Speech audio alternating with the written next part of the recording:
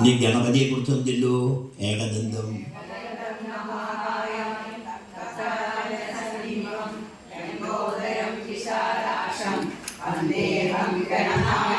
ഇനി മഹാദേവന്റെ ശിവന്റെ ഓർക്കതല്ലോ.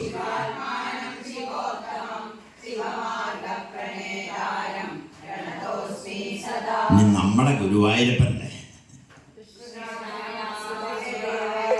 ഹരയേ പരമാത്മനെ പ്രണതക്ലേശനാശായ ഗോവിന്ദായ നമോ നമഃ. വസുദേവസുതം ദേവം കംസചാണൂരമർദ്ദനം ദേവകീ പരമാനന്ദം കൃഷ്ണം വന്ദേ ജഗൽഗുരും.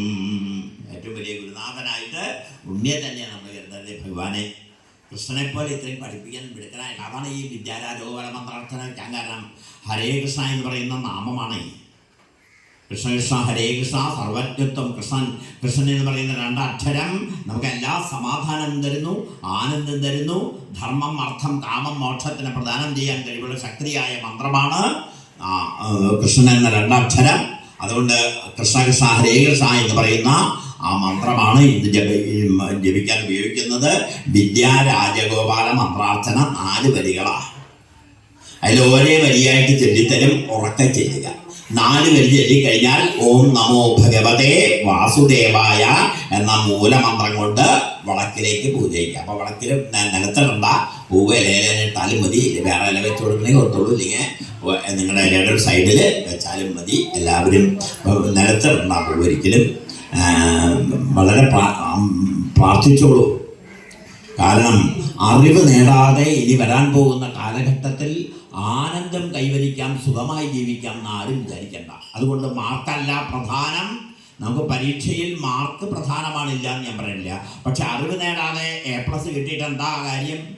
A+ കഴിഞ്ഞ കുട്ടിയോട് പേരെന്ന് എഴുതാൻ പറയുമ്പോൾ കുട്ടിക്ക് പേരെഴുതാൻ പറ്റുന്നില്ല. വൈ? ഏതാ നാളെന്ന് വെച്ചു, നാള് പറയാൻ അറിയുന്നില്ല, മാസം അറിയുന്നില്ല. ആകെ ഈ മൊബൈലിൽ കുറച്ച് അതൊക്കെ ചെയ്യാൻ മാത്രമല്ല വലിയൊരു അപകടത്തിലേക്ക് നീങ്ങുന്ന ഒരു കാലഘട്ടമാണ്. കുട്ടികളെ വളരെ സൂക്ഷിച്ചോളൂ. അമ്മമാര് വളരെ ശ്രദ്ധിച്ചോളൂ.